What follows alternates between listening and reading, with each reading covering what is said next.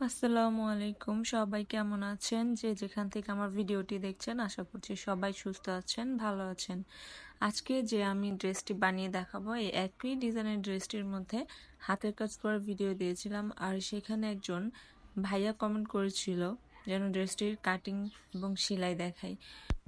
তো আমি যেহেতু সেলাই বা কাটিং এর টিউটোরিয়াল দেই না, তাই আমি ওইভাবে অ্যাকুরেট মাপ দিয়ে আপনাদেরকে বুঝিয়ে বলতে পারছি না। এজন্য আমি খুবই দুঃখিত।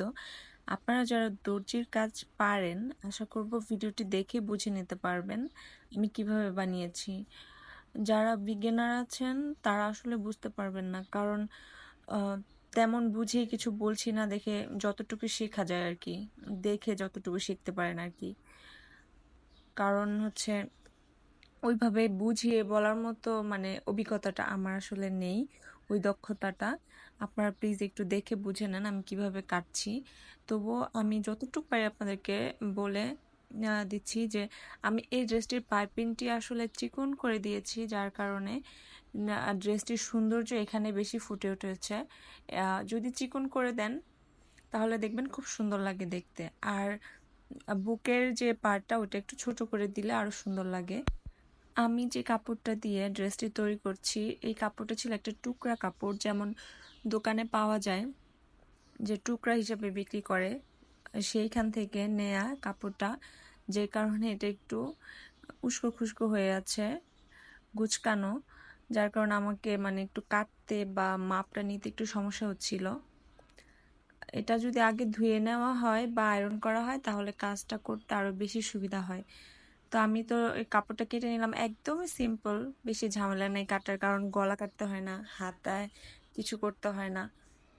এই তো তারপর আমি যখন সেলাই করতে আসলাম, আগে আমি ফিতাটা সেলাই করে নিয়েছি, কারণ ফিতাটা তো এরপরে লাগাতে হবে। তো ফিতাটা সেলাই করে সোজা করে নিচ্ছি। সোজা করার পর আমি এটাকে সুন্দর করে চেপে ফিনিশিং দেওয়ার চেষ্টা করছি যাতে এটা সুন্দরভাবে চ্যাপ্টা হয়ে থাকে। তো তারপর আমি এটাকে সুন্দর করে 4 ইঞ্চি করে 2 ভাগ করে 4 ইঞ্চি মাপে কেটে নিয়েছি, এবং বুকের যে পার্টে আমি ফিতা লাগাবো গলায়, সেখানে আমি মাঝখানে রেখে এটার ভিতরের দিকে 2 ফিতা দিয়ে আমি একটু পিন দিয়ে আটকে নিচ্ছি। কারণ হচ্ছে পিনটা দিয়ে আটকে নিলে কি হয়, সেলাই করার সময় অনেক সময় মানে সরে যায়, নড়ে যায়, একটু রিস্ক থাকে। এজন্য একটু সুন্দরভাবে যাতে সেলাইটা হয় আর সুন্দর মতো যাতে বসে ফিতা, তার জন্য আমি পিন দিয়ে আটকে নিয়েছি। এবং যেহেতু বুকের পার্টে আমি ডাবল কাপড় দিয়ে বানাবো, এই জন্য আমাকে বেশি ঝামেলা করতে হবে না, হাতা লাগাতে হবে না, আলাদা পাইপিং করতে হবে না গলায়। এটা কিন্তু অনেক সহজ যদি আপনি একটু বুঝতে পারেন দেখে, যেহেতু আমি ভালো করে বুঝাতে পারছি না, আপনারা একটু দেখে বুঝে নেবেন। তো আমার এক পার্ট হয়ে গেছে, আমি দ্বিতীয় পার্টটা করে নিচ্ছি সেম একইভাবে পিন দিয়ে আটকে, তারপরে 2 কাপড় একসাথে করে সেলাই করে নিচ্ছি। এটা হচ্ছে আপনার একটা ভাইরাল ড্রেস, আমি অনেক জায়গায় দেখেছি যে এটার মধ্যে ডলার বসে কাজ করে। তো আমিও একটা বানিয়েছিলাম, বানানোর পর দেখলাম যে ভালোই সাড়া পেয়েছি, আলহামদুলিল্লাহ। এই তো হয়ে গেছে আমার গলার পাটটা। এখন আমি সেলাই যে করেছি এটা আমি একটু সুন্দর করে চেপে চেপে নিচ্ছি এবং উপরে আমি চাপ সেলাই দিয়ে দিচ্ছি। চাপ সেলাইটা সুন্দর মতো এক সমানভাবে দিলে দেখতে সুন্দর লাগে। আসলে একটা ড্রেস মেকিং করার পর কিন্তু তার সৌন্দর্য ফুটে ওঠে সেলাইটা কত সুন্দর ফিনিশিং হচ্ছে সেটার উপরে। আর এই তো নিচে যে ডাবল কাপড়টা ছিল ওখানে আমি একটু সেলাই করে নিলাম যাতে আমি কুচিটা যখন বসাবো ভিতরের কাপড় যেন ছোট বড় না হয়ে যায়। এখন আমি কোমরের কুচিটা দিচ্ছি। কুচিটাও আসলে সুন্দর করে দিতে হবে, এত তাড়াহুড়া করার কিছু না, আমি আস্তে আস্তে কাজ করছি যাতে কুচিটা সুন্দর হয়। কিন্তু ভিডিওতে যেহেতু অনেক তাড়াতাড়ি করে মানে ফাস্ট করে দিয়েছি, সেজন্য বোঝা যাচ্ছে যে তাড়াতাড়ি করছি, আসলে আমি এটা আচ্ছা অনেক আস্তে আস্তে করছি কুচিটা যেন সুন্দর হয়, কারণ একটা বেবি ড্রেস সৌন্দর্যই আসল, তাই না? আমি একটা কাজ ধরলে একবার শেষ করতে পারি না, কারণ আমার আরো অন্যান্য কাজ আছে। এখন আমি যদি তাড়াহুড়া করে একটা কাজ করে ফেলি, হয়তো বা অনেক সময় ফিনিশিংটা ভালো আসে না বা সুন্দর হয় না। সময় নিয়ে করি বাট সুন্দর করে করার চেষ্টা করি। অনেক সময় হয় কি, তাড়াহুড়া করে কাজ করতে গেলে হিতে বিপরীত হয়ে যায়, আরো সেটা প্রবলেম দেখা যায়। তখন ওটাকে ঠিক করতে গেলে আরো বেশি সময় নষ্ট হয়। এজন্য যখন আমার ভালো লাগে না বা কোনো কাজে বেশি প্রেশার হয়ে যাচ্ছে বা কোনো একটা প্রবলেম হচ্ছে কাজের প্রতি, তখন আমি কাজটা বন্ধ করে দিই এবং অন্য কাজে চলে যাই অথবা একটু রেস্ট নিই, তারপর বাকি কাজটা করি।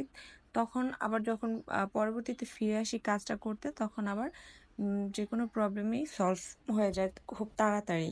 এটার কারণ হচ্ছে ওই যে আমি মানে যখন কাজে প্রবলেম হলো, মাথায় কাজ করছে না, তখন আমি এটা ছেড়ে চলে গেলাম, আমার রেস্ট নিলাম। তারপর যখন আমি আবার কাজে ফিরবো, তখন কি হয়, আমার মাইন্ডটা ফ্রেশ থাকে, যার কারণে আমি আবার কাজে ফিরতে পারি সুন্দরভাবে এবং তখন অনেক ঝামেলার কাজটাও মনে হয় কি যে খুব তাড়াতাড়ি সলভ হয়ে গেল।